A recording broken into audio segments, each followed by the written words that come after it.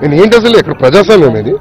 అందుకే నేను election commission of India వచ్చి ఇక్కడున్న మా ఓటర్స్ క్షమాపణ చెప్పాను. నేను వెళ్ళదలుచుకోలేదు. I want be very clear. They taken Mangalagiri ఓటర్లు అయితే గ్రాంటెడ్గా తీసుకున్నారు. అది ఎప్పుడు లేని విధంగా 85% పోలేని నియోజకవర్గం. అసలు మాకే డౌట్ వస్తుంది 70% జారుతామా అని. అంటే సక్సెస్ఫుల్గా ఓటర్ని ఓటు వేయకుండా చాలా తారుమారు చేశారని మాకు తెలిసిపోతుంది. మేము చాలా సీరియస్ తీసుకుంటున్నాం. మేము పార్టీతో కూడా కార్యాచరణ డిస్కస్ చేస్తాం. ఎక్కడైతే ఓటింగ్ తగ్గిందో డెఫినెట్లీ చేయాలి. No questions on that. చాలా ఉన్నాయి. ఇప్పుడు మాకు డేటా రావాలి కదా. ఇప్పుడు అన్ని క్లోజ్ అవుతున్నాయి పోలింగ్ బూత్స్. మాకు డేటా వచ్చిన తర్వాత మేము సీరియస్గా తీసుకున్నాం. రేపు ఎలక్షన్ కమిషన్తో వెళ్తాను, నేను వెళ్తాను. అవసరం అయితే చాలా సీరియస్ తీసుకోవాలి. ఎవరు స్పందించలేదండి. అడుగుతున్నాం అధికారులు ఎక్కడున్నారని అడుగుతున్నా. అరుస్తున్నా గంట నుంచి ఒకటి కంపాడు నాకు అధికారు.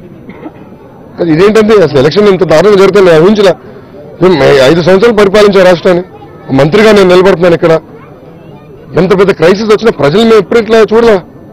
చాలా బాధ వేస్తుంది ప్రజల్లో. అసలు వాళ్ళు ముఖాలు చూస్తుంటే ఎంత బాధ వేస్తుందంటే ఏంటన్నా 12 గంటల నుంచి మమ్మల్ని ఇట్లా నిలబెడుతున్నారు. ఏంటి అసలు ఇది? ఎంత అన్యాయము. మేము ఓటు వేసానికి వచ్చాం, ఎక్కడి నుంచో వచ్చాం మీకోసం, ఇంతనా మీరు ఇబ్బంది పెట్టేది అని చెప్పి మమ్మల్ని అడుగుతున్నారు. అభ్యర్థులు అడుగుతున్నారు మీరు ఎందుకు ఏర్పాటు చేయలేదు. మేము ఇక్కడ మజ్జిగ ప్యాకెట్ ఇస్తే మా పైన కేసులు పెడుతుంది ఎలక్షన్ కమిషన్. వాళ్ళు మజ్జిగ ప్యాకెట్ ఇచ్చారు లేదు, బిస్కెట్ ప్యాకెట్ లేరు, నీళ్ళు ప్యాకెట్ ఇచ్చారు. ఇప్పుడు 5ంటికి. ఇప్పుడు టైం ఎంత 8 అవుతుంది. 7 గంటల 48 నిమిషాలు. అరే సింపుల్గా చెప్తారు. అప్పుడు 5ంటికి ఇచ్చాం సార్ వాటర్ ప్యాకెట్ అని. ఎట్లండి? ఇట్లా మీరు ప్రజలు చూసేది. పశువులు కానీ ఘోరంగా చూశారు ఈరోజు మా మంగళగిరి ప్రజలను. పోలింగ్ ఆఫీసర్ ఒక ఆమె ఉంది, వాళ్ళ సిబ్బంది ఉంది. వాళ్ళేం చేయగలుగుతారు? లోపల చూసుకోవాలి.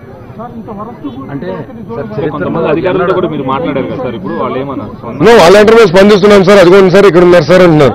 ఈరోజు ఇప్పుడు మీరు వెనకాల అరుస్తున్నారు ప్రజలు. చూడండి ఇంత వర్స్ట్ బూత్ మేము ఎక్కడ చూడలేదు సార్ భారతదేశంలో. నా వెనకాల ప్రజలు అరుస్తున్నారు, కార్యకర్తలు. ఎలక్షన్ కమిషన్ ఎక్కడ ఉన్నాడు? ఎవరు పట్టించుకోవట్లేదు. ఆయన సొంత బూత్ అండి ఇది. ఎలక్షన్ కమిషనర్ ఓన్ బూత్ ఇది. Is this the way they respond? అది ఆయన కూడా ఉండాలి కదా.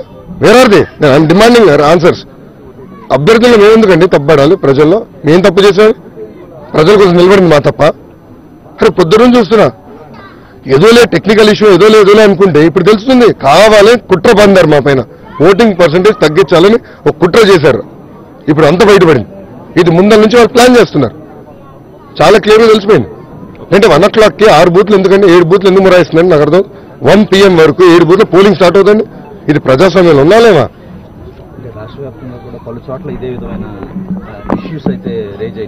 చాలా వస్తున్నాయి. దాదాపు 2000 వరకు ప్రాబ్లమ్స్ వచ్చినాయని కూడా నాకు సమాచారం ఇచ్చారు. కానీ మన జిల్లాలో చూస్తే మాక్సిమం ప్రాబ్లమ్స్ వచ్చింది ఒక మంగళగిరి నియోజకవర్గం. నేను బెనిఫిట్ ఆఫ్ ద డౌట్ ఇచ్చా ఎలక్షన్ కమిషన్కి. పొద్దున్న నుంచి ఓపిక పెట్టా, తిరిగా బూత్ దాదాపు ఒక 50-60 బూతులు తిరిగా మేము ఈరోజు. ఎక్కడ చూసినా సేమ్ ప్రాబ్లం.